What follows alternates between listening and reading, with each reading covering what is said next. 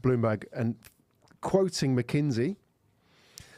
And they're talking about the magic 5 trillion mark for Southeast Asia. And there's a few interesting points coming out of this. Obviously, Southeast Asia being what we know as a collection of different economies and very different speed economies as well. But they like to do, label a group for us, the CLMV.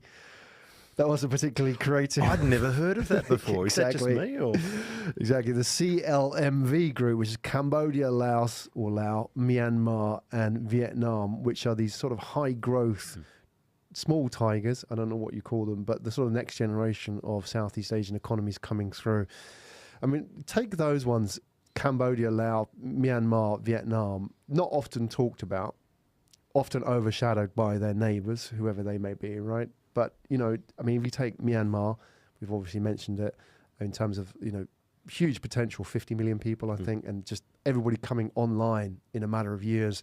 And then you've got Vietnam, which I believe is the fastest growing economy in the world, 8 point whatever percent. I think Vietnam probably straddle what I thought they were in the original Tigers, but I'm just out of date. But I think they've got a level of maturity that's probably a little bit ahead of the others. Yeah, I would think, my guess. Yeah, I agree.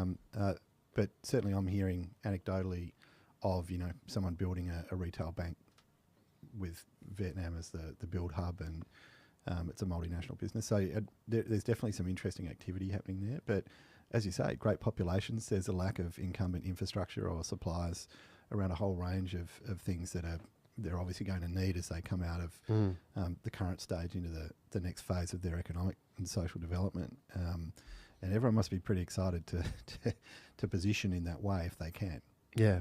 What is that when have you spent much time in these countries, and what is the vibe on the ground? I mean, we talked about numbers, but let's put a qualitative aspect on it. What are, your regular entrepreneurs like in these countries? What are their hopes and dreams? What are they, are they actually hustling? Are people, they don't have the kind of government support like they have here in Singapore, right? What's going on out there? Because not a lot of people know a lot about these countries, especially if you're outside of Asia. Have you got any insights to share? Well, I've got a love affair with Vietnam. I've spent a fair amount of time up there, and I'm amazed by a couple of things, and very similar actually to some areas in Thailand.